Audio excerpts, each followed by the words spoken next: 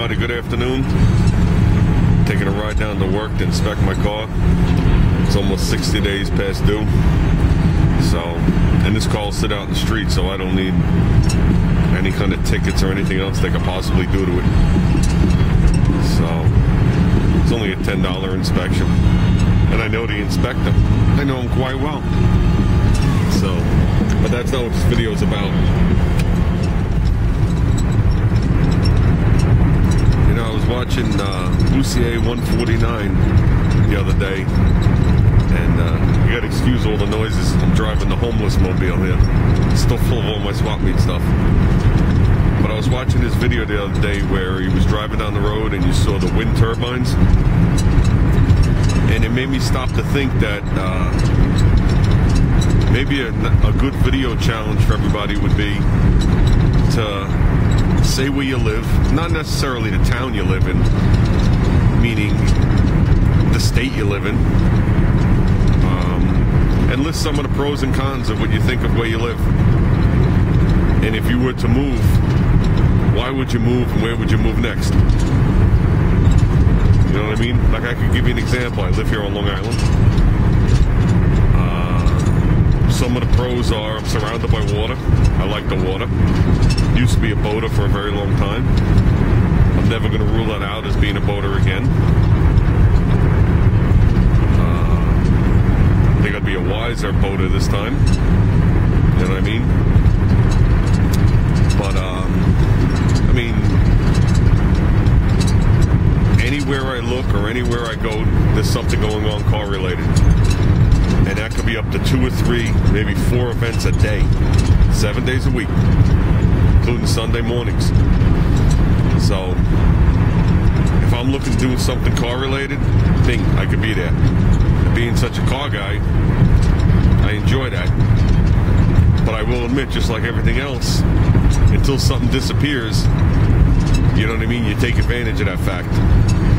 So, and I've seen a lot of cruise nights and car shows come and go. You know what I mean? Since I've heavily gotten back into the scene with the Rusty Nuts Car Club. That's 14 years ago. So, I enjoy that. I enjoy the type of suburbs area that I live in. You know what I mean? I leave my house, I travel west, and, you know, next thing you know, I'm into the, you know, I'm into Queens, then I'm in Manhattan.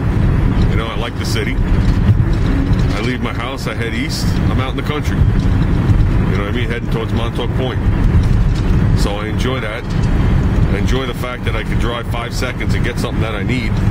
And if they don't have it, I can drive another 5 seconds and get it where I need. But still have parking lots to park in.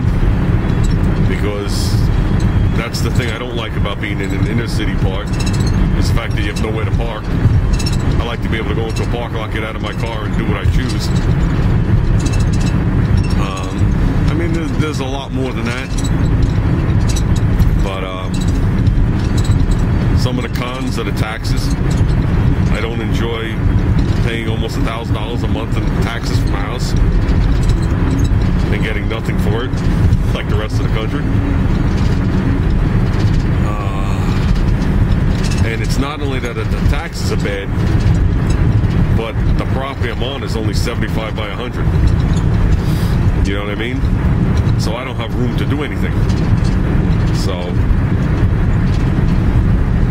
a little bit more land would satisfy me. You know?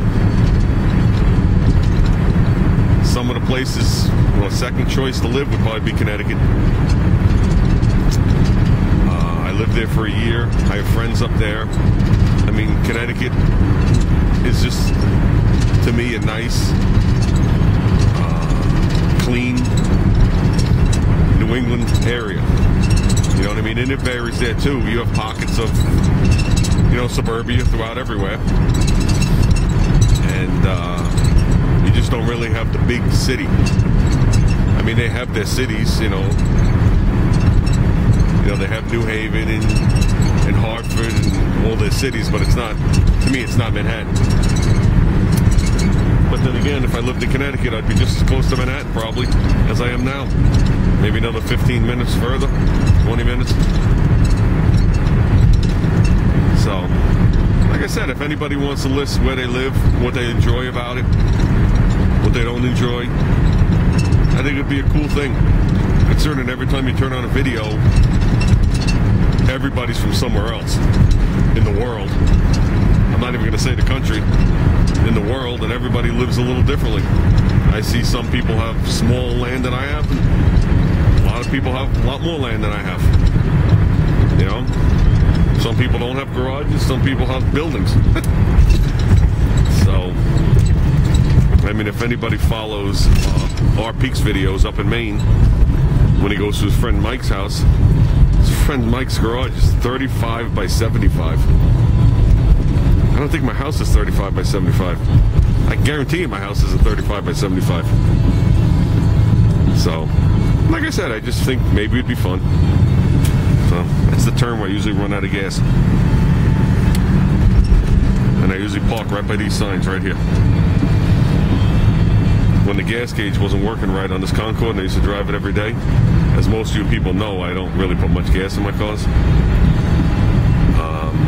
When I come around that turn, and I was pretty much on E, and I would suck air, I'd come right off the off-ramp, give it gas, the car would die, I'd coast and park right there. I'm not going to tell you it happened once, I'm going to tell you it happened at least 6, 7 times. One time with a car full of Christmas presents. That was the only time I didn't want to walk away from the car. The contents are worth more than the car. So, like I said, guys, have a good day and think about it. If you guys want to post something,